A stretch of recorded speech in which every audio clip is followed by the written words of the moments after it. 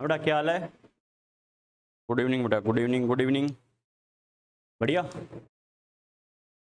बेटा, ये वाला पर्दा हटा लो, विंडो का आगे से हटा लिया करो, थोड़ा वेंटिलेशन के लिए, आपके लिए है। हाँ, विंडो का हटा लिया करो, कर ले, थोड़ा वेंटिलेशन हो जाए, तुम्हारा फायदा है।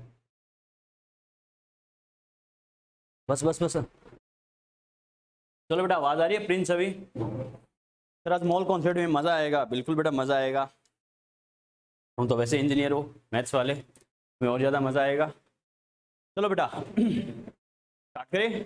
बच्चों देखो, रेडॉक्स वाला कुछ बच्चों ने पूरी एक्सरसाइज सॉल्व नहीं किया, नंबर ऑफ क्वेश्चन ज़्यादा है मुझे पता है, थोड़ा सा दिमाग काम में लेना है, थोड़ा सा टाइम भी लगेगा, कोई दिक्कत नहीं है। तो ये संडे फ्री है तो उसका फायदा उठाना। ओके, रेडॉक्स वाली है, चाहे फिजिक्स बायो जो भी आप पढ़ रहे हो, फिजिक्स केमिस्ट्री मैथ बायो जो भी पढ़ रहे हो, उसकी क्वेश्चन बैंक कॉपी वगैरह सब कंप्लीट कर लेना। ओके, जो बच्चा लेट आया वो बच्चों के नोट्स कॉपी करवा लेना, साथ में जो बच्चे बैठे उन्होंने कर रखे हैं, संडे को मैं उनको थोड़ा जहाँ डाउट्स आए, 2 दिन में आपके पास टाइम है, पूरी कॉपी रिवाइज कर देना। ठीक है, जहाँ डाउट्स है उसको पेन से टिक कर लेना बेटा, संडे को मैं अलग से टाइम दे दूंगा, कोई दिक्कत नहीं बेटा। ओके, अभी तो शाम को बच्चों को थोड़ा सा पहले वाले चैप्टर का टाइम देता हूँ, इसलिए शाम को शायद लेट हो जाऊँ, 7 से 8 उनको टाइम देना पड़ता है, लेकिन संडे को मैं टाइम निकालूंगा तो मैं टाइम दे दूंगा, कोई दिक्कत नहीं बेटा। क्लियर है? चलो बेटा, तो बच्चों देखो बात स्टार्ट करते बेटा। फिजिकल केमिस्ट्री का सबसे, फिजिकल केमिस्ट्री क्या पूरी केमिस्ट्री का सबसे जबरदस्त चैप्टर मॉल कॉन्सेप्ट। ओके, ये 3 सबसे बेसिक चैप्टर होते हैं बेटा, एटॉमिक स्ट्रक्चर, रेडॉक्स रिएक्शन और मॉल कॉन्सेप्ट। ओके, इसमें सबसे जबरदस्त इसलिए है, इसमें नीरी मैथमेटिक्स है बेटा। ठीक है,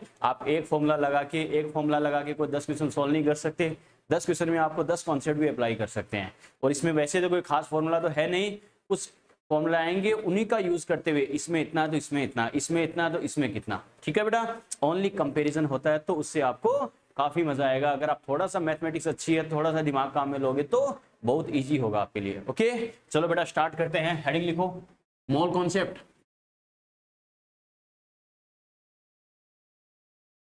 मॉल कॉन्सेप्ट या इसे केमिकल अरिथमेटिक भी बोलते हैं।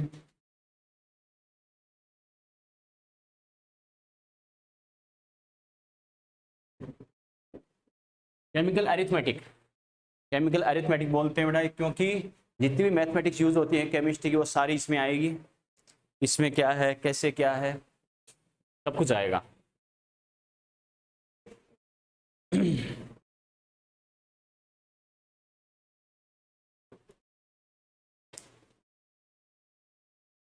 शुभम सचिन चाहो तो बेटा यहाँ बैठ जाओ आराम से, आज वो बच्ची एब्सेंट है, आगे बैठ जाओ आराम से, इधर बैठ जाओ, कोई दिक्कत नहीं। हाँ दोनों आगे आ जाओ, इस कॉर्नर पे, हाँ दोनों आगे आ जाओ। आराम से बैठो। चलो बेटा बात स्टार्ट करते बेटा। देखो मॉल कॉन्सेप्ट और केमिकल अरिथमेटिक। ओके, सबसे पहले मॉल कॉन्सेप्ट के बारे में अगर हम बात करें बेटा, तो मॉल कॉन्सेप्ट का जो पूरा बेसिस था बच्चों, वो दिया गया आवोगाड्रो साइंटिस्ट है बेटा। ठीक है, आवोगाड्रो साइंटिस्ट, ये नाम बेटा आप कई बार सुनोगे।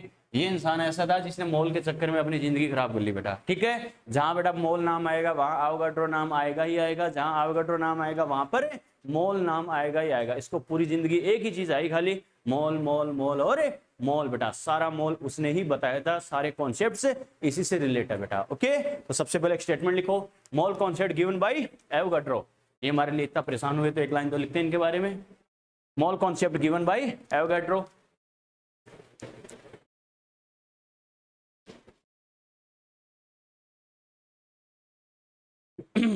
Mall concept given by Avogadro.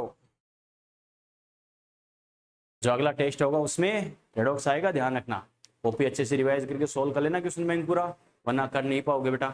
ठीक है, mall concept given by Avogadro. बच्चों देखो मॉल के बारे में जितने भी कॉन्सेप्ट थे वो सारे किसने दिए थे, एवोगाड्रो साइंटिस्ट ने दिए थे बच्चों। क्लियर है? अब नाम से पता चल रहा है इस चैप्टर का पूरा बेसिस ही किस पर है बेटा, मॉल पर है बेटा, मॉल मॉल मॉल मॉल। ठीक है, तो मॉल होता क्या बच्चों, इसकी बात करते हैं। तो हेडिंग लिखो बेटा, मॉल, इसका सिंबल होता है स्मॉल एन।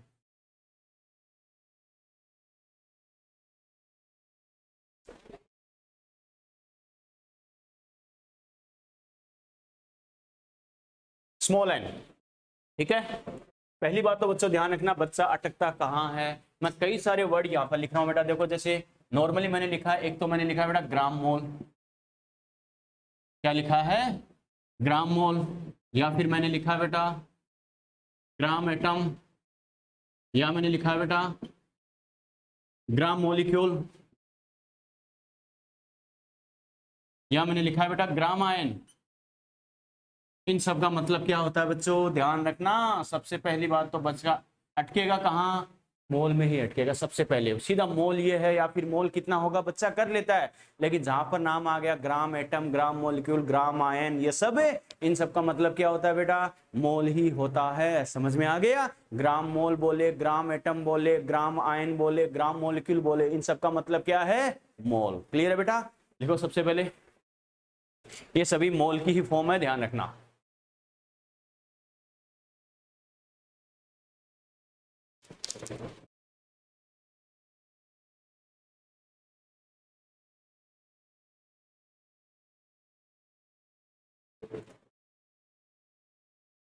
तो पहला डाउट तो यही खत्म।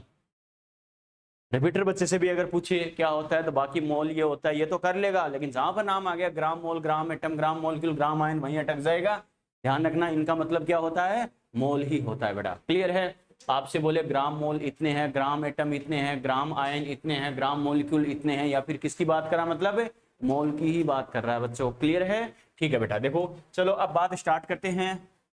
ये वर्ड आया कहां से, ओके, ये वर्ड आया कहां से, जैसे हम कहते हैं बेटा साइंस में हर चीज क्या होती है, एक छोटे से आइडिया से स्टार्ट होती है। ओके, दिमाग में एक छोटा सा आइडिया आता है, उसी की आगे स्टडी करके बेटा आगे रिजल्ट कैलकुलेट किया जाता है, फिर उसको डेली लाइफ में यूज किया जाता है कि एक्चुअल में ऐसा होता है। क्लियर है। मोल के बारे में भी यही बात थी बच्चों। क्या साइंटिस्ट सब क्या कर रहे थे, सबस्टांस की स्टडी कर रहे थे। साइंटिस्ट जब सबस्टांस की स्टडी कर रहे थे तो साइंटिस्ट ने एक बात को ऑब्जर्व किया, क्या कि कोई भी सबस्टांस होता है उसकी स्मॉल अमाउंट में, स्मॉल अमाउंट यानी थोड़ी सी अमाउंट है, जब हम उसे ब्रेक करके देखेंगे तो उसमें क्या होते हैं, millions billions number of particles पाए जाते हैं बच्चों। क्लियर है। मैंने क्या कहा, साइंटिस्ट के दिमाग में क्या आया कि कोई भी सबस्टांस होता है जब हम उसे ब्रेक करते हैं तो उस सबस्टांस के थोड़ी सी अमाउंट में क्या होते हैं, millions billions number of particles पाए जाते हैं, छोटे छोटे स्मॉल पार्टिकल्स पाए जाते हैं। क्लियर है। तो साइंटिस्ट के दिमाग में आया कि जब किसी सबस्टांस की स्मॉल अमाउंट में, थोड़ी सी अमाउंट में जो इतने मिलियंस बिलियंस पार्टिकल्स होते हैं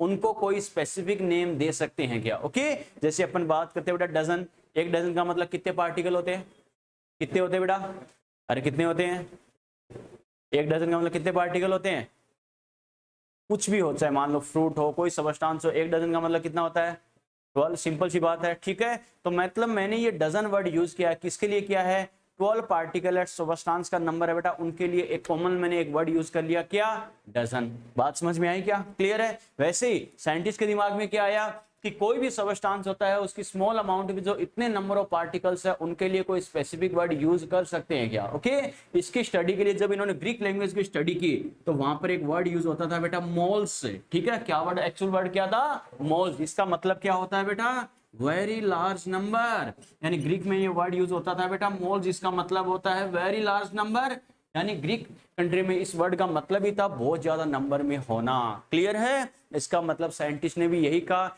अगर सबस्टांस की थोड़ी सी अमाउंट में नंबर ऑफ पार्टिकल्स बहुत ज्यादा होते हैं तो बहुत ज्यादा नंबर ऑफ पार्टिकल्स के लिए अपन क्या कर सकते हैं, ग्रीक लैंग्वेज के अकॉर्डिंग ये वर्ड यूज कर सकते हैं मोल्स, जिसका मतलब ही क्या होता है, वेरी लार्ज नंबर। क्लियर है बेटा। तो ये वर्ड आया कैसे, mole word derived by Greek word moles which means very large number. बात समझ में आई क्या। मोल वर्ड कहां से डेराइव हुआ, ग्रीक वर्ड मोल्स से हुआ, जिसका मतलब क्या होता है, बहुत ज्यादा नंबर में होना, वेरी लार्ज नंबर यानी बहुत ज्यादा नंबर में होना। क्लियर है। लिखो बेटा नेक्स्ट वन लिखो, mole word derived by, mole word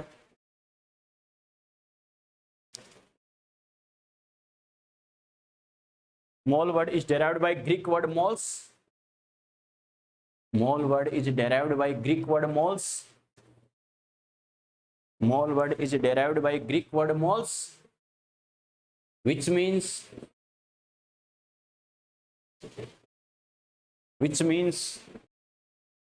very large number.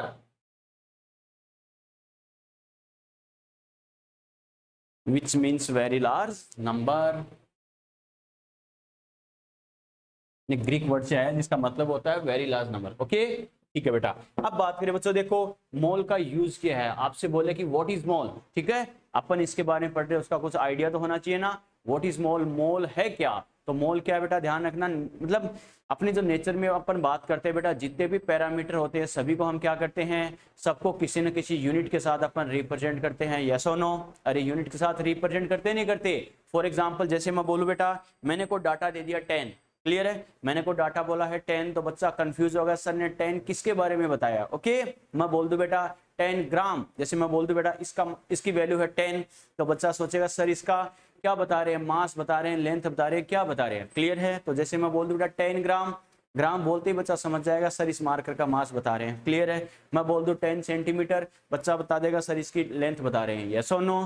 तो नेचर में जितने भी पैरामीटर होते हैं बेटा उसको हम क्या करते हैं, यूनिट के साथ बताते हैं, ताकि कंफर्म हो कि हम किसकी बात कर रहे हैं, क्लियर है। मोल का यूज किया, आपसे बोले व्हाट इज मोल, मोल है क्या, तो मोल की सबसे स्मॉल और सबसे बेस्ट डेफिनेशन है क्या, mole word is used as unit to represent the number of particle और amount of substance.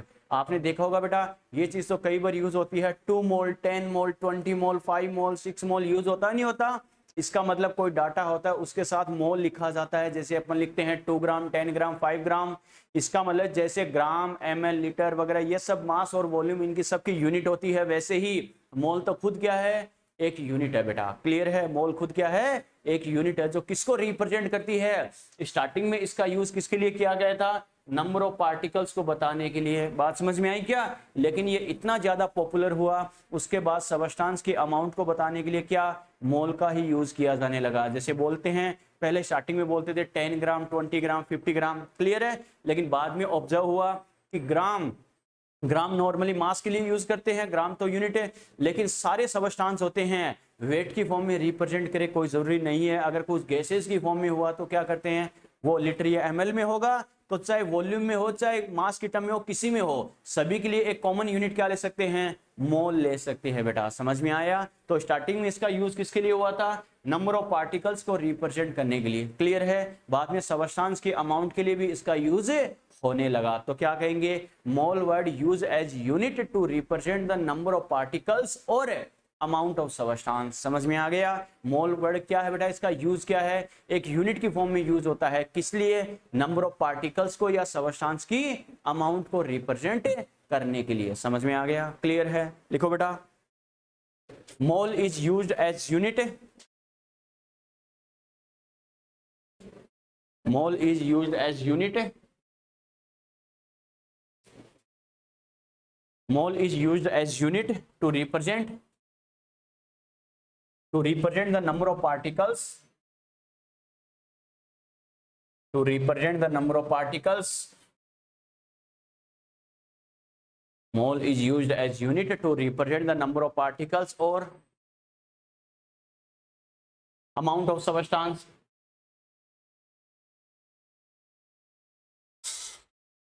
To represent the number of particles or amount of substance. तो नंबर ऑफ पार्टिकल्स को या substance के amount को represent करने के लिए मोल को एक यूनिट की फॉर्म में यूज करते हैं बेटा, क्लियर है, यस और नो। ठीक है, तो ये तो अपने बेसिकली बात की बच्चों, देखो क्या कि मोल वर्ड आया कहां से, ग्रीक वर्ड मोल्स से आया, क्लियर है।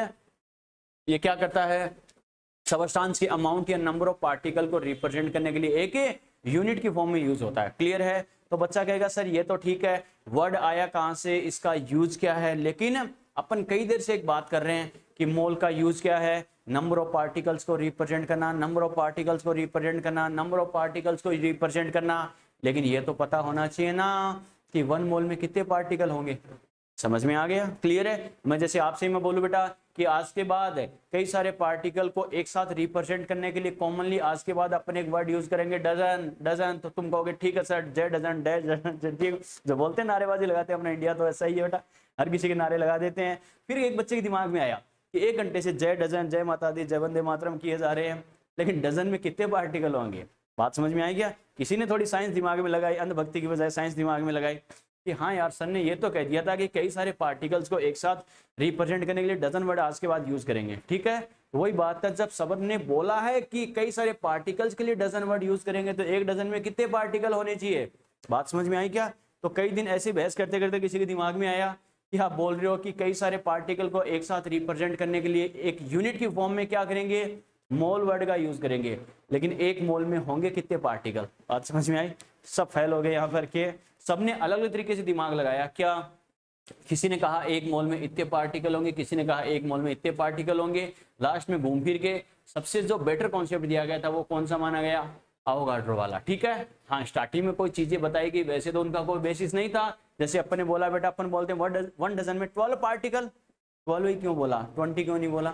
बात समझ में आई क्या? अपन बोलते हैं इसको, अपन बोलते हैं नोज, नोज ही क्यों बोला, इसको हैंड क्यों नहीं बोला? तो वो बात है, स्टार्टिंग में कोई चीजें फिक्स की गई थी, मैक्सिमम चीजों का कोई बेसिस तो नहीं था, कुछ का लॉजिक था, कुछ का आइडिया बेसिस दिया गया था। वैसे ही मोल वाला भी सेम कॉन्सेप्ट था, लेकिन बाकी साइंटिस्ट के कंपैरिजन में जो अवोगाड्रो वाला एक्सपेरिमेंट है वो सबसे बेटर माना गया, तो उसी को अप्लाई किया गया। ओके, कैसे बेटा? अवोगाड्रो ने क्या किया? अवोगाड्रो ने यूज किया कार्बन 12 आइसोटोप्स का, कार्बन 12 आइसोटोप्स। क्लियर है? इसकी कितनी अमाउंट इन्होंने यूज की? 12 ग्राम अमाउंट यूज की। बच्चा कहेगा 12 ही क्यों की, 20 क्यों नहीं की? जैसे मैंने कहा ये इनकी चॉइस से था बेटा। बात समझ में आई क्या? ये अगर अलग अमाउंट यूज करते तो उसके रेस्पेक्ट में डिफाइन कर देते, लेकिन इनकी चॉइस थी बच्चों। ठीक है, इन्होंने क्या किया? कार्बन 12 आइसोटोप लिया। हाँ ये बात जरूर है बच्चा कहे सर कार्बन 12 का ही यूज क्यों किया, अदर एलिमेंट का क्यों नहीं किया? तो हमें पता सबसे ज्यादा स्टडी होने वाला एलिमेंट कौन सा है? कार्बन ही है बेटा, क्योंकि ये एक ऐसा सबस्टांस है जो लिविंग नॉन लिविंग सभी में प्रेजेंट होता है बच्चा। मेन कंपोनेंट सभी यही बेटा, लिविंग सबस्टांस हो चाहे नॉन लिविंग सबस्टांस हो, और केमिस्ट्री का पूरा पार्ट ही कार्बन पर ही बेस्ड है। स्टार्ट ही सी से होती है बेटा। ये तो बात समझ में आ रही है क्या? क्लियर है? तो कहने का मतलब क्या, इस वजह से इन्होंने कार्बन का ही यूज किया। तो कार्बन 12 आइसोटोप की 12 ग्राम अमाउंट का यूज किया, और जब कार्बन के एक एटम का मास का मेजरमेंट किया तो ये आता है 1.99 मल्टीप्लाई बाय 10⁻⁻23 ग्राम। बच्चा कहेगा सर -23 ग्राम इतना कम? बिल्कुल बेटा, हमें पता है सिंगल एटम का मास है, तो मास तो एटम क्या है? बहुत नेग्लिजिबल। बच्चों देखो, नेग्लिजिबल पार्टिकल है तो मास भी क्या होगा? बहुत नेग्लिजिबल होगा बेटा। क्लियर है? और क्या करेंगे, एक सिंपल सी बात है बेटा, जैसे आपसे मैं बोलूं क्या, एक चौक बॉक्स है या मार्कर है, जो भी है बेटा, आपसे बोला जाए टोटल मास है इसका 100 ग्राम। क्लियर है? पूरे बॉक्स का टोटल मास है 100 ग्राम, इसका कवर है नेग्लिजिबल मास का। इसका मतलब एक बात तो श्योर है, जो टोटल 100 ग्राम मास आ रहा है उसके लिए रेस्पॉन्सिबल कौन है? इसके अंदर जो मार्कर या चौक रखी है वो है बच्चों। क्लियर है? उन मार्कर या चौक का नंबर क्या है मुझे नहीं पता, लेकिन ये जरूर पता है हर चौक या मार्कर इक्वल मास का है, और एक का मास है 2 ग्राम। तो आपसे बोला जाए क्या टोटल नंबर ऑफ मार्कर्स या चौक कितनी होगी इसके अंदर? कितनी होगी? 50। सिंपल सी बात है बेटा, टोटल मास में क्या करेंगे? एक मार्कर चौक के मास से डिवाइड कर देंगे। क्लियर है? यही बात इन्होंने करी बच्चों। इन्होंने क्या किया? टोटल जो अमाउंट थी 12 ग्राम, 12 ग्राम को क्या किया? कार्बन की जो टोटल अमाउंट इन्होंने यूज की थी उसको इन्होंने क्या किया? एक कार्बन के एटम से डिवाइड कर दिया बेटा। एक कार्बन एटम का मास कितना है बेटा? 1.99 मल्टीप्लाई बाय 10⁻⁻23। क्लियर है? ग्राम से ग्राम जाएगा बच्चों। देखो अगर 12/2 होता 1.99, मैंने क्या कहा 12/2 होता तो कितनी बार डिवाइड होता? 6 टाइम, लेकिन 2 से थोड़ा सा कम है तो 6 से थोड़ा सा ज्यादा आएगा। क्लियर है? इसका मतलब क्या होगा? 6.023 आता है। क्लियर है? ठीक है, और ये -23 ऊपर जाके क्या होगा बच्चों? प्लस का 23। क्लियर है? और ये किसका नंबर है? कार्बन एटम्स का नंबर आ गया, क्योंकि हमें पता है मास किसका था, अमाउंट किसकी थी? कार्बन की तो थी, तो जो नंबर ऑफ पार्टिकल्स आएंगे वो भी किसके आएंगे? कार्बन के ही नंबर ऑफ पार्टिकल्स आएंगे। क्लियर है? इस एक्सपेरिमेंट के अकॉर्डिंग इन्होंने देखा कि जो मास इन्होंने लिया है एक कार्बन एटम के मास से डिवाइड करने पर नंबर ऑफ पार्टिकल्स इतना आया, इसी नंबर को फिक्स कर दिया। इन्होंने क्या कहा? आज के बाद 1 मोल में, आप कई दिनों से बोले जा रहे हो ना कि 1 मोल में नंबर ऑफ पार्टिकल कितने होने चाहिए, ये लो वही नंबर ऑफ पार्टिकल्स है। क्लियर है? तो इन्होंने एक रूल बना दिया, एक फिक्स कर दिया बच्चों। जैसे मैंने कहा स्टार्टिंग में मैक्सिमम चीजें क्या थी? फिक्स, एक मतलब एक टैगलाइन बनाते हैं ना कि आज के बाद ऐसे हम अप्लाई करेंगे, उसी को फिक्स करके अप्लाई किया जाता है। जैसे मैंने कहा डजन वाला 12 वाला कोई कॉन्सेप्ट नहीं है कि ठीक है आज के बाद एक फिक्स करेंगे। 1 मीटर में अपन बोलते हैं 100 सेंटीमीटर होते हैं, तो 100 सेंटीमीटर ही फिक्स करके अप्लाई करते हैं। कुछ पैरामीटर्स बना दिए गए फिक्स डाटा के लिए। क्लियर है? तो इन्होंने क्या कहा? 1 मोल में नंबर ऑफ कार्बन एटम्स कितने आते हैं बेटा? जैसे 12 ग्राम अमाउंट में जो नंबर ऑफ कार्बन एटम आते हैं 6.023 मल्टीप्लाई बाय 10⁻23। तो आज के बाद 1 मोल में नंबर ऑफ पार्टिकल्स भी क्या करेंगे? इतने ही यूज करेंगे बेटा। क्लियर है? और इस नंबर को इतनी ज्यादा इंपॉर्टेंस दी गई कि इनके नाम पे इसको क्या बोला गया बेटा?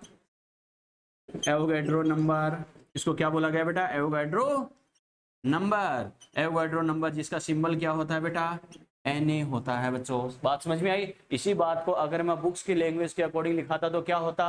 अकॉर्डिंग टू एवोगैड्रो, सुनना, according to Avogadro 1 mole is the amount of substance which contains equal number of particles that present in 12 gram of carbon 12 isotope.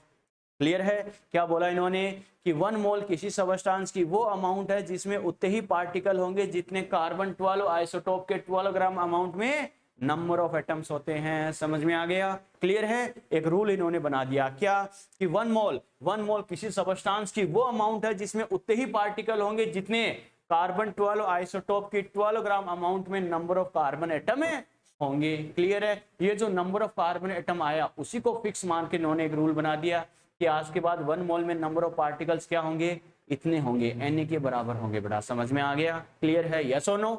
Note करो बेटा, लिखो according to Avogadro, according to Avogadro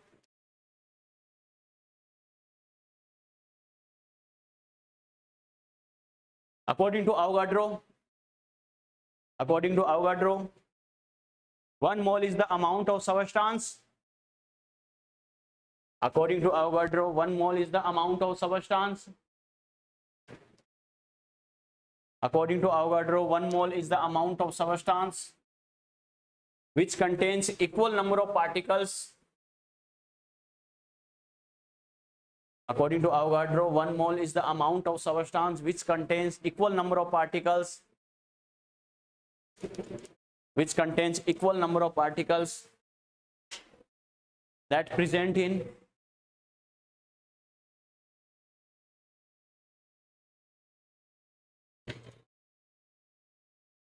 which contains equal number of particles that present in 12 gram of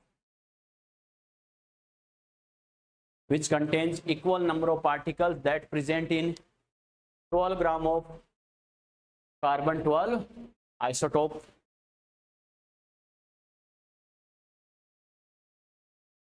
isotope हमने पढ़ा बेटा atomic structure में, ध्यान है ना?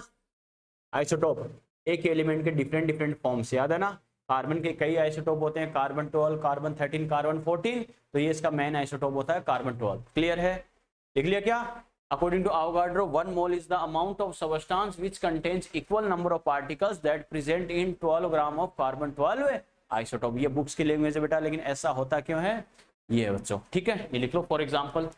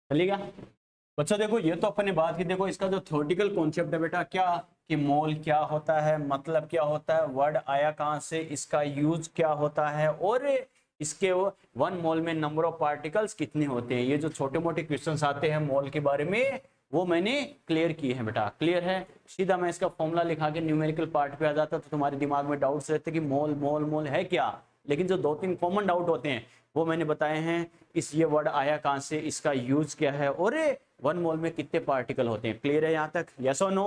ठीक है बेटा। अब देखो बच्चों, स्टार्टिंग में जो इसका यूज हुआ था ओनली एंड ओनली किसके लिए हुआ बच्चों? नंबर ऑफ पार्टिकल्स के लिए हुआ बेटा। क्लियर है? लेकिन आगे ये बहुत ज्यादा यूज होने लगा बच्चों, तो इसको क्या किया गया, इसको सबस्टांस की अमाउंट यानी मास और वॉल्यूम की टर्म में भी रिप्रेजेंट किया गया। क्लियर है? बाद में इसको कंसंट्रेशन की टर्म में भी यूज लिया जाने लगा। ओके, बच्चा कहेगा सर कैसे, तो समझते जाना बच्चों। देखो एक ऐसे डायग्राम टाइप से बता रहा हूं बच्चों, देखो बहुत इजी है अपने आप में, देखो एक साथ याद हो जाएगा कैसे करना क्या करना, समझते जाना खाली। ये मैंने लिखा है बेटा मोल, इसको हम कई सारे फॉर्म्स में रिप्रेजेंट कर सकते हैं बेटा। ओके, इसको थोड़ा सेंटर में लिख रहा हूं बच्चों। देखो कई सारे फॉर्म्स में हम रिप्रेजेंट करें इसको, तो कैसे करना समझते जाना।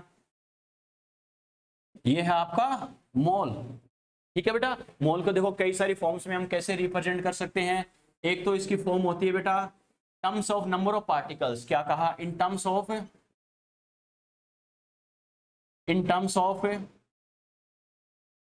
नंबर ऑफ पार्टिकल्स, यानी नंबर ऑफ पार्टिकल्स के टर्म में कैसे रिप्रेजेंट करते हैं। ओके, तो इसका फॉर्मूला क्या होता है बेटा? स्मॉल एन इक्वल टू क्या होता है? N upon N A. क्या होता है बेटा? स्मॉल एन इक्वल टू क्या होता है? N upon N A. बात खत्म, ठीक है। नंबर ऑफ पार्टिकल्स के टर्म में क्या होता है? Small N equal to N upon N A. N small N तो क्या है बच्चों? मोल है। क्लियर है? बच्चे को आइडिया होना चाहिए मतलब क्या है। ये जो कैपिटल एन हमने लिखा है बेटा, ये क्या है? ये है बेटा नंबर ऑफ पार्टिकल्स। क्या है बच्चों? ये number of particles. Number of particles है, यानी एटम हो सकता है, मॉलिक्यूल हो सकता है, या फिर आयन हो सकता है, या फिर इलेक्ट्रॉन हो सकता है, प्रोटॉन हो सकता है, न्यूट्रॉन हो सकता है। नंबर ऑफ पार्टिकल्स कोई सा भी हो सकता है, जो भी पार्टिकल है उसी का नंबर। कैपिटल एन मतलब क्या? नंबर। क्लियर है बेटा? ठीक है। ये जो एन ए है, एन ए क्या है बच्चों? एन ए है आपका वही अवोगाड्रो नंबर। एन है आपका अवोगाड्रो नंबर, और जिसकी वैल्यू हमें पता ही होती है 6.023 multiply with 10 to power 23। Yes और नो? क्लियर है? ये तो होता है इसको नंबर ऑफ पार्टिकल्स की टर्म में रिप्रेजेंट करने का तरीका। प्रिंस और छवि बाउंड्री के बाहर से ले गए क्या?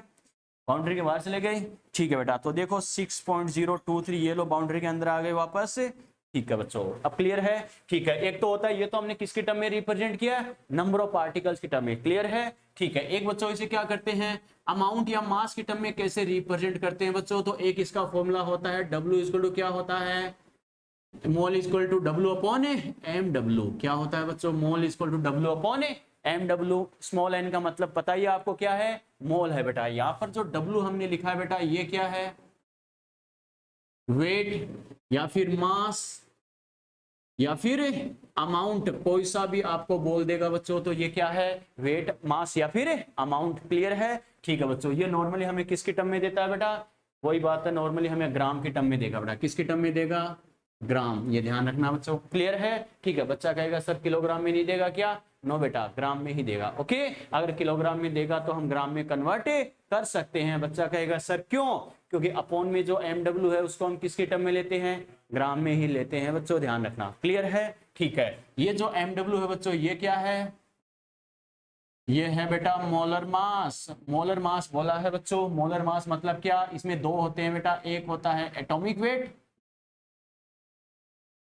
एक होगा एटॉमिक वेट, एक होगा मोलिकुलर वेट। बच्चा कहेगा सर इसका मतलब क्या है? इसका मतलब ये है बेटा, एटम हो तो एटम का वेट लेंगे, मॉलिक्यूल होगा तो मॉलिक्यूल का वेट लेंगे। क्लियर है? ठीक है बच्चों, ध्यान रखना। और दोनों के लिए कॉमनली वर्ड क्या यूज करते हैं? मोलर मास वर्ड यूज करते हैं। समझ में आ गया? एटम और एटम का वेट, मॉलिक्यूल होगा तो मॉलिक्यूल का वेट, दोनों को अपन डिटेल से पढ़ेंगे, डोंट वरी। ओके, ठीक है बेटा। ये हो गया किसकी टर्म में? मास की टर्म में, अमाउंट की टर्म में। एक अगर हम बात करें बच्चों, तो ये होता है बच्चों वॉल्यूम की टर्म में। वॉल्यूम की टर्म में देखो इसे कैसे रिप्रेजेंट करते हैं। तो अब मैं क्या लिख रहा हूं? In terms of volume of gas, यानी गैस के लिए खासकर ध्यान रखना बच्चों। क्लियर है? ये ओनली एंड ओनली किसके लिए अप्लाई होता है बेटा? गैस के लिए अप्लाई होता है। ये फॉर्मूला ओनली एंड ओनली किसके लिए अप्लाई होगा? गैस के लिए अप्लाई होगा। क्लियर है? W और N वाला फॉर्मूला ध्यान रखना, सॉलिड, लिक्विड, गैस, चाहे कोई सा भी हो, किसी के लिए भी काम में ले सकते हैं। लेकिन ओनली एंड ओनली जो V वाला मैं लिख रहा हूं बच्चों, वो किसके लिए अप्लाई करना है? गैस के लिए अप्लाई करना है। बच्चा कहेगा सर क्यों? तो गैस की जो इक्वेशन होती है ना, PV इक्वल टू nRT, उससे डेराइव किया गया बच्चों ये। ओके, कैसे बेटा? देखो वॉल्यूम की टर्म में कैसे लेना है? N इक्वल टू क्या होता है? V लीटर अपॉन 22.4, या फिर ml में है तो क्या बोलेंगे? V ml अपॉन क्या हो जाएगा? 22/400। ये ध्यान रखना है बच्चों। एक बात बताओ, बच्चा कहता है सर 1 लीटर में होता है 1000 ml, होता नहीं होता? मैक्सिमम बच्चों के डाउट होता है, ठीक है, और होना भी चाहिए कि सर 1 लीटर इक्वल टू होता है 1000 ml। क्लियर है? लेकिन मैंने लीटर को ml में लिखा है, तो 1000 तो ऊपर आना चाहिए था। इसका रीजन क्या है? दोनों को दोनों को ml में चेंज करते हैं। ये तो डाटा है बेटा, इसको ml में चेंज करने की क्या जरूरत है? हाँ, लीटर में था। देखो बच्चों, ये अपने 22,400 क्यों किया है? ध्यान रखना, सारे कंसंट्रेशन टर्म्स में भी ये बात अप्लाई होगी बच्चों। कैसे?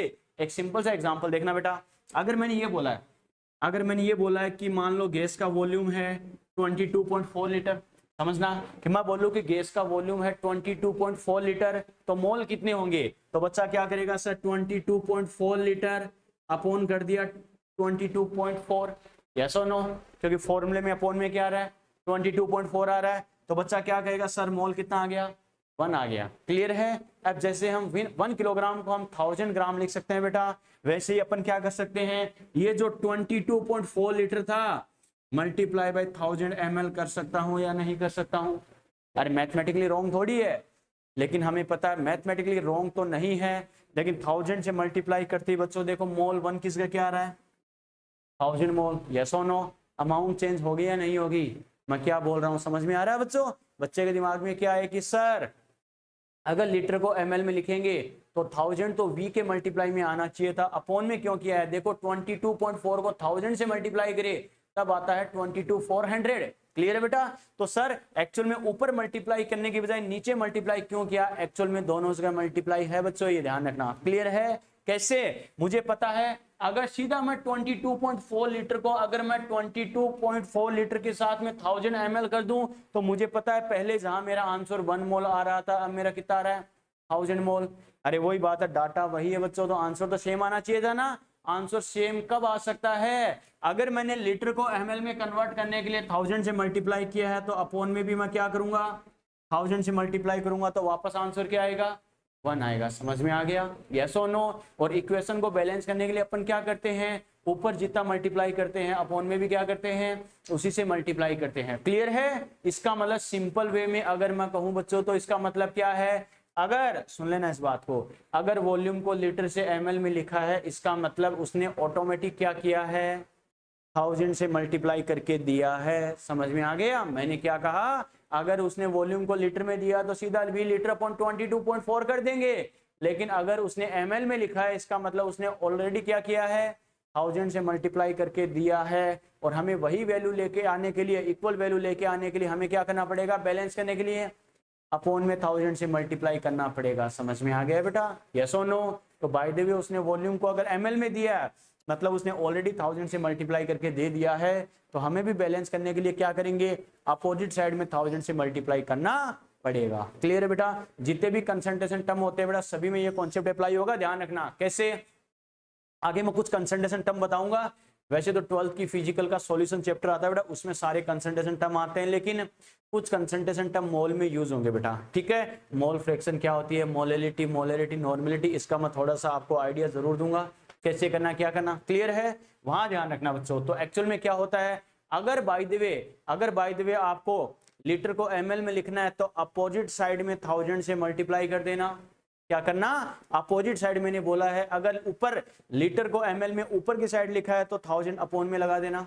क्लियर है? अपोन में लीटर को ml लिखा है तो ऊपर की साइड 1000 लगा देना, मैंने अपोजिट साइड बोला है। क्लियर है? वैसे ही अगर आप वेट को किलोग्राम को ग्राम में लिख रहे हो तो अपोजिट साइड में क्या कर देना है, 1000 कर देना है बेटा। समझ में आ गया? बैलेंस करने के लिए मैं क्या बोल रहा हूं, समझ में आ रहा है क्या? आगे कंसंट्रेशन टर्म पढ़ेंगे, मोलैलिटी, मोलैरिटी, उसमें भी ये चीज काम आएगी। कई जगह किलोग्राम को ग्राम में लिखेगा, लीटर को ml में लिखेगा, तो लीटर को ml में लिख के दे या किलोग्राम को ग्राम में दे, आपको अपोजिट साइड में क्या करना है, 1000 से मल्टीप्लाई कर देना है बैलेंस करने के लिए। समझ में आ रहा है? क्लियर है? यस और नो? ठीक है बेटा, तो ये ध्यान रखना। तो एक्चुअल में ये अगर ml में है, b अगर ml में दे तो हमें अपोन में क्या करना है, 1000 से मल्टीप्लाई करना है बच्चों। क्लियर है? ओके, ठीक है बेटा। अब देखो ये तो डाटा ही है बच्चों, आपको पता ही है 22.4 और 22,400 ये तो डाटा है। ये यहां पर क्या है बेटा, v क्या है बेटा, volume of gas, volume of gas at NTP और एचटीपी। ये खासकर बात ध्यान रखना बच्चों, एनटीपी और एचटीपी, यानी ये कॉन्सेप्ट कब काम में लेना है, ओनली एंड ओनली गैस के लिए। जब गैस बोले और साथ में क्या दे रखा हो, एनटीपी और एचटीपी। बच्चा कहेगा सर ये क्या लॉन्च हो गया, ठीक है, एनटीपी एचटीपी ये क्या आ गया, तो ध्यान रखना बेटा, नॉर्मल टीचर तुम्हें बताते हैं, तुम गलती कहाँ करते हो इस बात को समझ लेना अच्छे से। एनटीपी का मतलब क्या है बेटा? Normal temperature and pressure. Clear है? एक आता है बेटा एसटीपी, वो क्या आता है बेटा? Standard temperature and pressure. और बाकी कुछ नहीं बेटा, खाली डराने की बातें हैं इसमें। आपको टेम्परेचर प्रेशर कितना लेना है? टेम्परेचर कितना लेना है? 0 डिग्री सेल्सियस और 273.15 केल्विन। और यहाँ पर प्रेशर कितना लेना है बेटा? 1 atm लेना है। बात समझ में आ गई क्या? और कुछ नहीं है, टेम्परेचर प्रेशर की ये फिक्स वैल्यू है। क्लियर है? और तुमसे कहाँ गलती करवाएगा बच्चों, इस बात को समझना। एक्चुअल बेटा क्या होता है, कई जगह आपको क्या आएगा, एनटीपी एसटीपी वाला टेम्परेचर तुम्हें अलग अलग देगा बेटा। कैसे? स्टैंडर्ड वाला तो कोई दिक्कत नहीं है, प्रेशर तो दोनों में इक्वल होता है, एक्चुअल में रियल वैल्यू दोनों में अलग होती है। ध्यान रखना बच्चों। कैसे? तुमसे गलती कहाँ करवाएगा, मोल कॉन्सेप्ट में यूज हो रहा है। क्लियर है? फिर अपनी 11th का बच्चों एक चैप्टर हो रहा है थर्मोडायनेमिक्स है, उसमें भी यूज होगा ये एनटीपी एसटी वाला लफड़ा काम आएगा। फिर 12th की फिजिकल का चैप्टर आएगा इलेक्ट्रोकेमिस्ट्री, वहां भी यूज होगा। ध्यान रखना तुम्हें कैसे काम मिले, एटॉमिक स्ट्रक्चर में भी यूज होता है कई जगह। सुनना इस बात को, एक्चुअल में एसटीपी वाले पे और एनटीपी वाले पर प्रेशर तो इक्वल होता है 1 atm 1 atm। क्लियर है? टेम्परेचर में डिफरेंस होता है बच्चों। कैसे? एसटीपी टेम्परेचर 0 डिग्री सेल्सियस और एनटीपी वाले पर टेम्परेचर क्या होता है? 25 डिग्री सेल्सियस। समझ में आ गया? लेकिन ध्यान रखना, एटॉमिक स्ट्रक्चर मोल कॉन्सेप्ट हो तो एक्चुअल में आजकल टेम्परेचर क्या करते हैं? 0 डिग्री सेल्सियस मानकर ही करते हैं। पिछले 5-7 साल की जो एनसीईआरटी का पैटर्न है, मोल और एटॉमिक दोनों में क्या करते हैं? एनटीपी एचटीपी दोनों का टेम्परेचर 0 मानकर ही करते हैं। क्लियर है? बाद में दिमाग में सेट कर लेना इस बात को, 25 मान के करते ही आंसर रॉन्ग हो जाएगा। क्लियर है? लेकिन इलेक्ट्रोकेमिस्ट्री और थर्मोडायनेमिक्स वाली बात आ जाए, वहां पर एनटीपी मान के क्या करते हैं? 25 ही मानते हैं नॉर्मल टेम्परेचर। क्लियर है? बच्चा कहेगा सर क्यों? तो एक्चुअल में थर्मोडायनेमिक्स में क्या होता है बेटा, एक्चुअल में प्रैक्टिकल अपनी जो लाइफ है उसके एक्सपेरिमेंट होते हैं, हम कितना वर्क कर रहे हैं, कितना हीट का एमिशन कर रहे हैं, कितना एब्जॉर्प्शन कर रहे हैं, work done on system, work done by system. ये जो नेचुरल प्रोसेस है बेटा, किस कंडीशन में होंगे? रूम टेम्परेचर पर मान के ही करते हैं। समझ में आ गया? इलेक्ट्रोकेमिस्ट्री में क्या होता है? सेल रिएक्शन होती है, तो सेल रिएक्शन की जो स्टडी करते हैं वो भी क्या करते हैं? रूम टेम्परेचर पर ही करते हैं बेटा, क्योंकि वहां भी क्या आता है? टेम्परेचर अगर 0 लेंगे तो कंसंट्रेशन वगैरह में चेंजेस आएगा। समझ में आ रहा है? यस और नो? तो ध्यान रखना, इलेक्ट्रोकेमिस्ट्री और थर्मोडायनेमिक्स होता है, वहां पर एनटीपी वाला टेम्परेचर आपको 25 डिग्री सेल्सियस लेना है, रूम टेम्परेचर लेना है बच्चों। क्लियर है? एक्चुअल में 10 साल पहले तो एटॉमिक और मोल में भी 25 लेकर करते थे, लेकिन ध्यान रखना पिछले 5-7 साल से एनसीईआरटी का जो पैटर्न है, यहाँ पर टेम्परेचर 0 0 0 0 लेकर ही करते हैं, चाहे एनटीपी वाला हो चाहे एचटीपी वाला हो बेटा। क्लियर है? इन दोनों के लिए एक कॉमन यूनिट और बोल देते हैं, SATP, standard ambient temperature and pressure. SATP बच्चों कई जगह आपको देखने को मिलेगी, लेकिन वो काम तो नहीं आएगी। कई जगह नाम आ जाए SATP, standard ambient temperature and pressure. ठीक है बेटा, जो अपने एटमॉस्फेयर के टेम्परेचर प्रेशर के लिए ही यूज करते हैं। क्लियर है? लेकिन एटॉमिक और मोल की अगर बात करें बच्चों, ध्यान रखना, एनटीपी हो चाहे एचटीपी, दोनों कंडीशन में आपको टेम्परेचर कितना लेना है? 0 ही लेना है। समझ में आ गया? मैंने 273 केल्विन क्यों लिखा है बेटा? क्योंकि क्या करेंगे, डिग्री सेल्सियस को केल्विन में कन्वर्ट करने के लिए क्या करते हैं? 273.15 ऐड करते हैं बेटा। क्लियर है? तो इतना केल्विन में आ जाएगा। बात समझ में आ गई क्या? अब बच्चों देखो, आपको याद हो तो मैंने कहा था ये जो फॉर्मूला होता है मेनली किसके लिए काम में लेते हैं? ओनली एंड ओनली गैस के लिए काम में लेते हैं। बच्चा कहेगा सर क्यों? एक्चुअली इसका रीजन क्या है बच्चों? एक गैस की इक्वेशन होती है PV = nRT।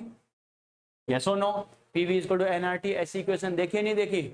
अरे कभी देखी है क्या अनुराग? नहीं देखी? कभी नहीं देखी बेटा? अभी लिखिए ना, नहीं देखी क्या? नहीं देखा? पहले नहीं देखा? कोई बात नहीं बेटा। देखो, हमें कई जगह बेटा ये इक्वेशन यूज होगी, गैस के बारे में होगी बेटा। PV = nRT। इसका रोल क्या होता है बेटा? देखो, ये है गैस का प्रेशर, ये है वॉल्यूम, ये है टेम्परेचर, और R है गैस का कांस्टेंट। क्लियर है बेटा? ठीक है। और N है गैस के मोल, कितनी अमाउंट है। क्लियर है? यानी PV = nRT, गैस की कोई फिक्स अमाउंट है, उसके रेस्पेक्ट में प्रेशर, वॉल्यूम, टेम्परेचर को रिप्रेजेंट करने की ये एक कॉन्सेप्ट है बेटा। क्लियर है? इसको आइडियल गैस इक्वेशन भी बोलते हैं, गैसेस के लिए अप्लाई किया जाता है। क्लियर है बच्चों? देखो मैंने क्या कहा, एनटीपी एचटीपी, इधर ध्यान दो। एनटीपी एचटीपी बेटा क्या है, टेम्परेचर प्रेशर की फिक्स कंडीशन है या नहीं है, टेम्परेचर प्रेशर की फिक्स कंडीशन है बेटा। देखो ये वाला फॉर्मूला एक्चुअल में यहीं से आया, कैसे, इसका मतलब ये मेरे पास हो गया बेटा 1 एटीएम, यस और नो, 1 एटीएम हो गया। और टेम्परेचर मुझे पता है बेटा 0 डिग्री सेल्सियस 273 केल्विन, क्लियर है। आर मुझे पता है बेटा 0.0821 लीटर एटीएम पर मोल इंटू केल्विन, ये आर की वैल्यू है। तो यहां से मैं क्या करूंगा, P multiply by V upon क्या हो गया आर इंटू टी, यस और नो। तो बच्चों देखो P की वैल्यू मुझे फिक्स पता, ध्यान है एनटीपी एचटीपी पर, आर क्या है गैस कांस्टेंट है, इधर ध्यान दो, आर कांस्टेंट है, इसकी वैल्यू मुझे पता है, टेम्परेचर की वैल्यू पता है, तो V अपॉन में इनको सोल्व करके ये वैल्यू आएगी नहीं आएगी, तो ये आती है बेटा 22.4 या 22,400, यस और नो, क्लियर है बेटा, बात समझ में आ गई। तो ये ध्यान रखना एक्चुअल में ये फॉर्मूला किससे अप्लाई हुआ बेटा, ये PV इक्वल टू एनआरटी से हुआ है बेटा, क्लियर है। और PV equal to NRT ideal gas equation बोली जाती है, नॉर्मली गैसेस के लिए अप्लाई करते हैं, इस वजह से PV इक्वल टू एनआरटी से फॉर्मूला डेराइव किया गया। तो ये वाला कॉन्सेप्ट V वाला ओनली एंड ओनली गैस के लिए, फिर सुन लेना, गैस भी होना चाहिए और एनटीपी एचटीपी भी होनी चाहिए, क्लियर है। गैस के साथ एनटीपी या एचटीपी नाम दे रखा तो ही ये कॉन्सेप्ट काम में लेना है, क्लियर है। मैंने बोल दिया बेटा टेम्परेचर है 10 डिग्री सेल्सियस और प्रेशर है 1 एटीएम, तो ये फॉर्मूला काम में लोगे क्या, एनटीपी या एचटीपी वाली कंडीशन हो, इतना टेम्परेचर प्रेशर हो तो ही ये काम में लेना है, अदरवाइज नहीं लेना। बच्चा कहेगा सर टेम्परेचर प्रेशर कुछ अलग हो तो ये वाली इक्वेशन अपनी जिंदाबाद, जितना प्रेशर दे रखा वो लिख दो बेटा, जितना टेम्परेचर दे रखा वो लिख दो, आर की वैल्यू लिख दो, ठीक है, कितना मोल दे रखा वो लिख दो, हमारे पास मोल से वॉल्यूम आ जाएगा या वॉल्यूम से मोल आ जाएगा, समझ में आ गया, क्लियर है। लेकिन एनटीपी एचटीपी अगर बोला जाए तो सीधा मोल से वॉल्यूम या वॉल्यूम से सीधा मोल आ जाएगा, बार बार हमें पी आर टी इनकी वैल्यू बार बार पुट करने की जरूरत नहीं है बेटा, समझ में आ गया, यस और नो, क्लियर है, ठीक है बेटा। तो ध्यान रखना थोड़ा सा, ये हो गया बेटा किसकी टर्म में, यानी वॉल्यूम की टर्म में। एक और आता है बेटा, इसको किसकी टर्म में रिप्रेजेंट करते हैं, कंसंट्रेशन की टर्म में। तो क्या करेंगे, इन टर्म्स ऑफ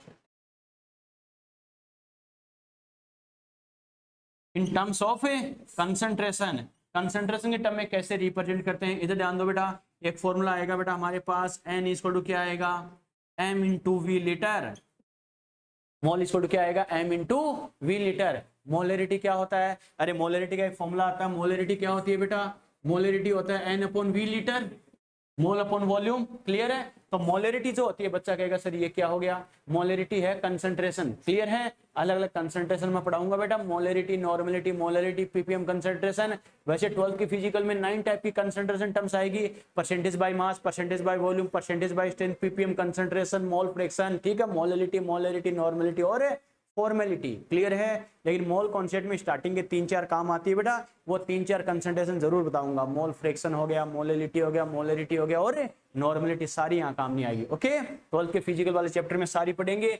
तो यहाँ से देखो मोल और वॉल्यूम का रेशियो करके मोलरिटी आता है, क्लियर है। इसको मैं क्या कर सकता हूँ, M इंटू वी कर दूं, मोल आएगा नहीं आएगा, आएगा बेटा, ठीक है, यहाँ से आया है, क्लियर है। और मैंने क्या कहा, अगर वॉल्यूम ml में हो तो अपोजिट साइड में क्या करना है बेटा, 1000 से मल्टीप्लाई करना है, यस और नो।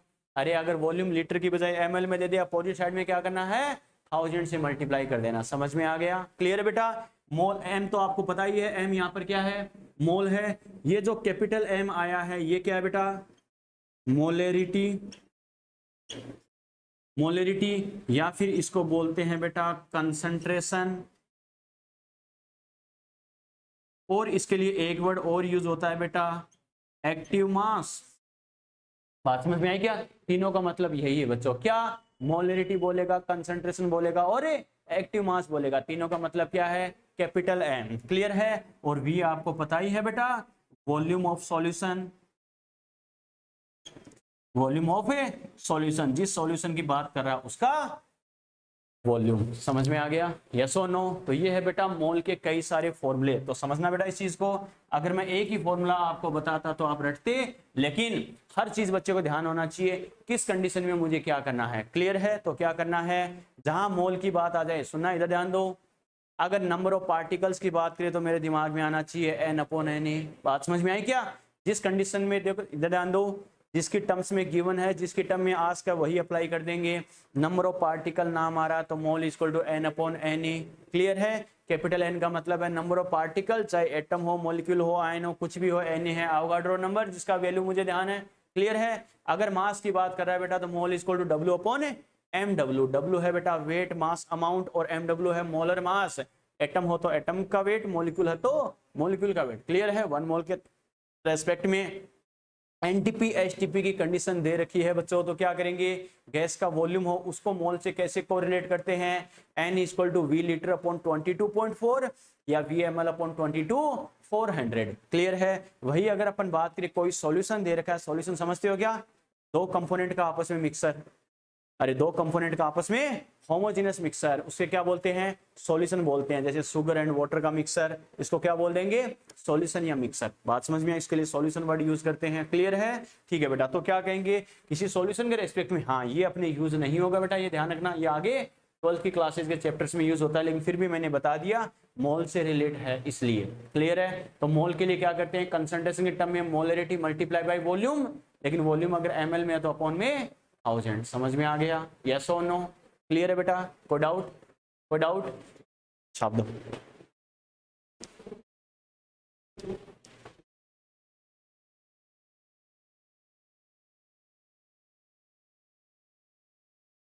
बना लोगे क्या, इस चार्ट को समझ लिया, काफी कुछ समझ लिया, हर चीज मैंने लिखी है, कौन किसके लिए, कौन किसके लिए।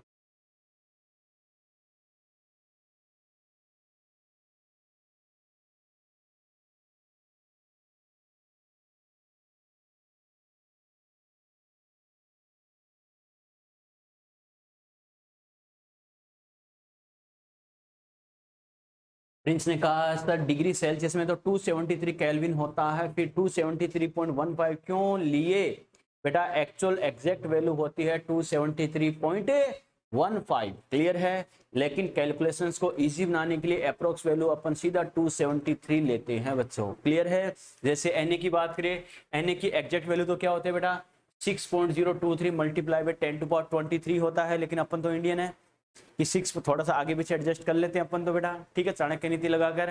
तो 6.023 को भी कैलकुलेशन में 6 ही यूज करते हैं। अवोगाड्रो ने कहा मेरी एक्चुअल वैल्यू 6.023 है, इसका बकवास, बट अपन 6 यूज करेंगे खाली, ठीक है, उसकी भी नहीं मानी अपन ने। तो एक्चुअल वैल्यू ये होती है, अपन अप्रोक्स करके करते हैं बेटा 273 और सीधा 6 अप्लाई करते हैं इसको।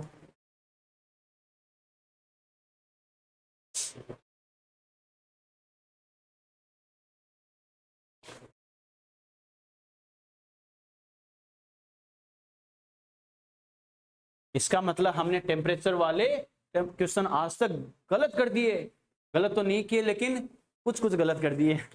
एग्जैक्ट वैल्यू होती है 273.15, क्योंकि अपन इंडियन है बेटा, क्या सही है क्या गलत है ये नहीं देखते, अपने लिए क्या सही है क्या गलत है ये देखते हैं, क्या आसान है। तो एग्जैक्ट कैलकुलेशन से बचने के लिए अप्रोक्स करते हैं यहाँ पर।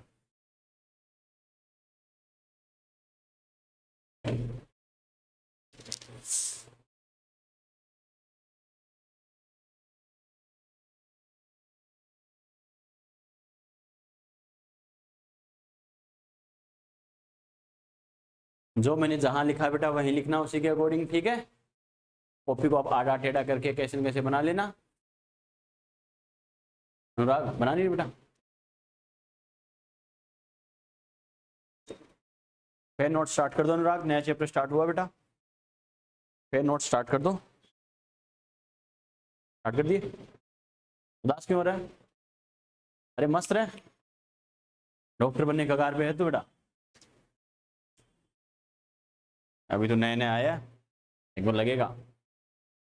यही चीजें तो होती है जो इंसान को स्ट्रॉन्ग बनाती है।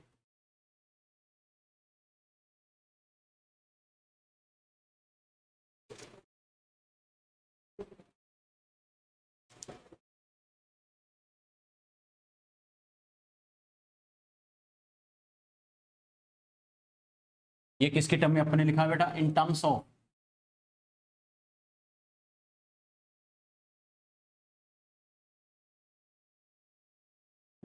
वेट।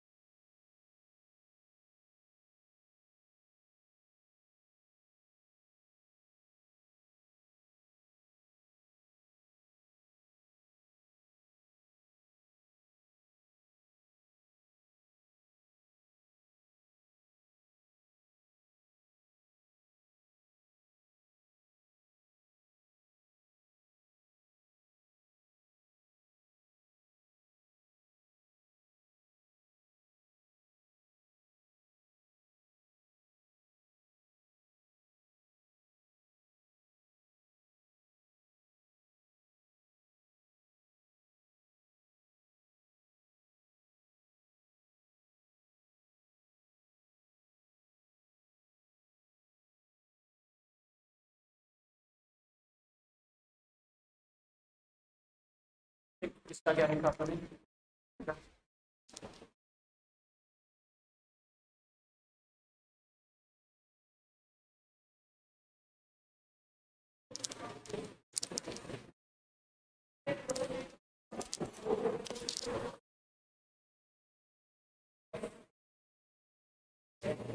मेरे भी सर स्कूल में फर्स्ट टेस्ट में 20 में से 8 नंबर आए थे, पर इस टेस्ट में 20 में से 20 आए हैं। कोई दिक्कत नहीं बेटा, ये तो ज़िंदगी के छोटे मोटे खाली प्रैक्टिस मैच है, इनका कुछ नहीं बढ़ता। 10 आए तो भी कोई दिक्कत, हाँ ठीक है, थोड़ा कॉन्फिडेंस आता है आपके लेवल पर, अच्छी बात है, लेकिन अपना फाइनल गोल क्या है ये ध्यान रखना, क्योंकि अपन खाली दुनिया को अपने 10th और 12th के मार्क्स दिखाने के लिए नहीं बैठे, अपन दुनिया के सामने टॉप लेवल के डॉक्टर और इंजीनियर बनने के लिए बैठे हैं। ठीक है, 10th तक मैं बहुत ब्रिलियंट स्टूडेंट था, लेकिन आगे कुछ नहीं बटा उन चीज़ों का। 10th और 12th तक है ये खाली पार्शियली बेटा कॉन्फिडेंस अपना अपना गोल होना चाहिए उससे आगे का।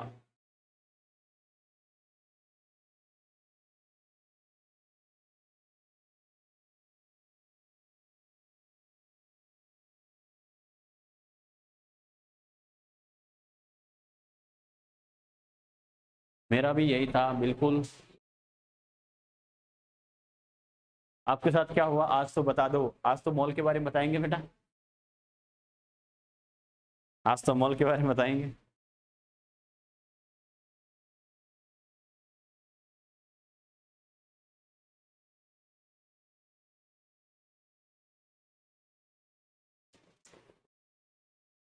आप दिए रविश कुमार, लगा दी सारी इंजीनियरिंग, लिखवा दिया क्या? अरे ऐसे सरेंडर क्यों लग रहे हो, एक्टिव रहो बेटा, सेशन स्टार्टिंग है, ऐसे हथियार डालोगे तो कैसे चलेगा? अरे एक वॉरियर बनो बेटा, वॉरियर। जिंदगी अभी बहुत कुछ दिखाएगी अभी तुम्हें, अभी तो कुछ नहीं है। चलो उजाड़ दे, क्या उजाड़ दे, ये उम्र है बेटा कॉन्फिडेंस की, खुश रहने की। इस उम्र में ऐसे सरेंडर रहोगे तो आगे क्या करोगे, टेंशन झेलने के लिए उदास रहने के लिए आगे बहुत लाइफ पड़ी है। वो घर वाले अपने आप आपको उदास कर देंगे, टेंशन में ला देंगे, सब कर देंगे, लेकिन जब तक फ्री हो, खुश रहो, ठीक है, एनर्जेटिक रहो। बात समझ में आई क्या? चलो बेटा बात स्टार्ट करते हैं बच्चों। देखो अपने पॉइंट पर आते हैं बेटा। ये मैंने कहा जैसे मॉल के बारे में, ठीक है। एक्चुअली बेटा इस चार्ट टाइप से बताने का पर्पज ये था, इस एक चार्ट में 2 पेज का काम हो गया। हमें किसी भी टर्म में मॉल को रिप्रेजेंट करना आ सकता है बेटा, ध्यान रखना। क्लियर है? किसकी टर्म में गिवन है, किसकी टर्म में आस्क के हमें आइडिया होना चाहिए। सभी का मतलब भी मैंने साइड में लिख दिया, किस टर्म में कैसे करना है वो भी मैंने बता दिया। क्लियर बेटा? यस और नो? ठीक है, चलो बेटा अब काम की बात स्टार्ट करते हैं बच्चों। देखो हमने एक फॉर्मूला लिखा है कि मॉल इक्वल टू क्या होता है बेटा, N upon N A. Yes और नो? लिखा है बेटा, मॉल इक्वल टू क्या लिखा है, N upon N A. Clear है? अगर मैं बात करूं बेटा फॉर 1 मोल, अगर 1 मोल के रेस्पेक्ट में अगर मैं बात करूं, ये बताओ 1 मोल की बात करूं तो स्मॉल एन इक्वल टू क्या हो गया, 1 हो गया बेटा। 1 मोल के रेस्पेक्ट में बात कर रहा हूं, यानी मोल की वैल्यू क्या है, 1 लिख दो। इसका मतलब स्मॉल एन की जगह अगर मैं 1 लिख दूं बच्चों, तो ये बताओ 1 इक्वल टू क्या होगा, एन अपॉन एन ए। इसका मतलब ये बताओ 1 equal to N upon N A हो गया। दोनों का रेशियो 1 आ रहा है, इसका मतलब ये बताओ दोनों का रिलेशन क्या होगा बच्चों, एन इक्वल टू क्या होगा, एन ए के बराबर होगा। यस और नो? एन किसको रिप्रेजेंट कर रहा है बेटा, नंबर ऑफ पार्टिकल्स को। यस और नो? और एन ए किसको रिप्रेजेंट कर रहा है, नंबर ऑफ पार्टिकल्स, यानी अवोगाड्रो नंबर को रिप्रेजेंट कर रहा है। इसका मतलब नंबर ऑफ पार्टिकल्स किसके इक्वल आ रहा है, अवोगाड्रो नंबर के इक्वल आ रहा है, यानी 6.023 मल्टीप्लाई बाय 10⁻23 के इक्वल आ रहा है। और ये कंडीशन कब आ रही है, 1 मोल के लिए बेटा। समझ में आ गया? यस और नो? इसका मतलब मैं बोल सकता हूं क्या, for 1 mole of any substance number of particles are always equal to Na। समझ में आ गया? इस चीज को दिमाग में सेट कर लेना। अगर 1 मोल के रेस्पेक्ट में मैं बात करूं बच्चों, तो ये बताओ नंबर ऑफ पार्टिकल्स कितने आ रहे हैं, Na के इक्वल आ रहे हैं। क्लियर है? बच्चा कहेगा सर ये कहां पर यूज होगा, बहुत जगह यूज होगा बेटा। कैसे? अगर मैं बोलूं बेटा देखो यहाँ पर 2 लाइन में लिखाऊंगा, कैसे करना है, क्या करना है, समझना है इस चीज को। लेकिन इसको मुझे अप्लाई कैसे करना है बेटा, अगर मैं बोलूं 1 मोल मॉलिक्यूल, ये बताओ 1 मोल मॉलिक्यूल, इसका मतलब क्या है बेटा, 1 मोल मॉलिक्यूल, 1 मॉलिक्यूल बोल दिया तो ओनली 1 मॉलिक्यूल बोला मतलब 1 ही मॉलिक्यूल। लेकिन 1 मोल मॉलिक्यूल बोला मतलब क्या हो गया, Na मॉलिक्यूल। समझ में आ रहा है? क्लियर है? 1 मोल मॉलिक्यूल मतलब कितने मॉलिक्यूल हो गए बेटा, Na मॉलिक्यूल। यस और नो? Na मॉलिक्यूल्स, और Na का नंबर कितना है बेटा, 6.023 मल्टीप्लाई बाय 10 टू पावर क्या हो गया, 23 मॉलिक्यूल्स। बात समझ में आ गई? यस और नो? क्लियर है? एक हमें क्या दे सकता है बेटा, 1 मोल एटम, 1 मोल एटम मतलब कितने एटम है बेटा, Na एटम्स। यस और नो? यानी 1 मोल एटम मतलब क्या हो गया, Na एटम्स। इसका मतलब एक्चुअल नंबर ऑफ एटम्स कितना है बेटा, 6.023 multiply by 10 to power 23 atoms की बात कर रहे हैं। समझ में आ रहा है? क्लियर है? अगर आपसे बोले बेटा 1 मोल आयन, 1 मोल आयन मतलब कितने आयन हो गए बच्चों, Na आयन हो गया। क्लियर है? Na आयंस हो गए, Na आयंस हो गए मतलब कितने आयन है, 6.023 मल्टीप्लाई बाय 10 टू पावर क्या होगा, 23 आयंस है। समझ में आ रहा है? क्लियर है? अगर मैं बोलूं बच्चों क्या, 1 मोल इलेक्ट्रॉन है, 1 मोल इलेक्ट्रॉन मतलब कितने इलेक्ट्रॉन है, Na इलेक्ट्रॉन है, Na इलेक्ट्रॉन है मतलब मैं क्या कहूंगा, 6.023 मल्टीप्लाई क्या होगा 10 टू पावर 23 इलेक्ट्रॉन। समझ में आ रहा है? क्लियर है? तो ध्यान रख लेना इस चीज को, दिमाग में सेट रखना। क्या 1 एटम 1 ही एटम, 1 एटम मतलब 1 ही एटम, लेकिन 1 मोल एटम मतलब क्या होगा, Na एटम। क्लियर है? 1 मॉलिक्यूल 1 ही मॉलिक्यूल, लेकिन 1 मोल मॉलिक्यूल मतलब क्या होगा, Na मॉलिक्यूल। क्लियर है? 1 आयन 1 ही आयन, लेकिन 1 मोल आयन मतलब क्या होगा, Na आयन। 1 इलेक्ट्रॉन 1 ही इलेक्ट्रॉन, लेकिन 1 मोल इलेक्ट्रॉन मतलब क्या बोलेगा, Na इलेक्ट्रॉन। समझ में आ गया? क्लियर है? यस और नो? इसका मतलब हम क्या कर सकते हैं बेटा, एक लाइन अगर मैं लिखूं कॉमनली क्या, कि 1 मोल पार्टिकल, 1 मोल पार्टिकल, 1 मोल पार्टिकल इसका मतलब किसके इक्वल है बेटा, Na पार्टिकल है। कोई सा भी पार्टिकल है बच्चों, अगर आपसे बोला जाए 1 मोल पार्टिकल बोला है, इसका मतलब उसका नंबर किसके इक्वल है बेटा, Na के इक्वल है। यस और नो? पार्टिकल कोई सा भी हो गया, एटम हो गया, मॉलिक्यूल हो गया, या आयन हो गया, चाहे इलेक्ट्रॉन हो गया, चाहे प्रोटॉन हो गया, चाहे न्यूट्रॉन हो गया, कुछ भी हो, 1 मोल पार्टिकल बोला है मतलब उस पार्टिकल का नंबर क्या है, Na के इक्वल है। समझ में आ गया? यस और नो? क्लियर है? कोई डाउट? लिखो बेटा, एक काम करो यहां तक लिखो, ये 2 लाइन मैंने बोला ना, यहां तक लिखो, स्टेटमेंट लिखाता हूं फिर।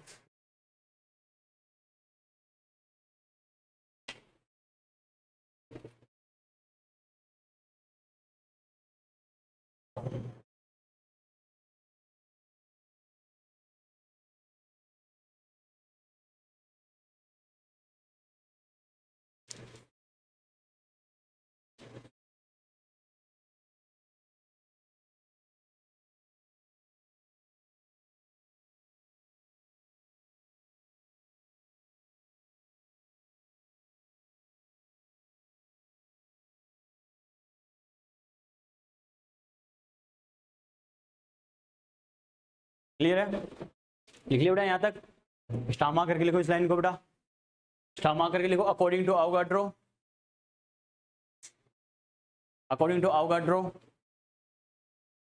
According to Avogadro, the number of particles, according to Avogadro, the number of particles are always equal to Na, the number of particles are always equal to Na,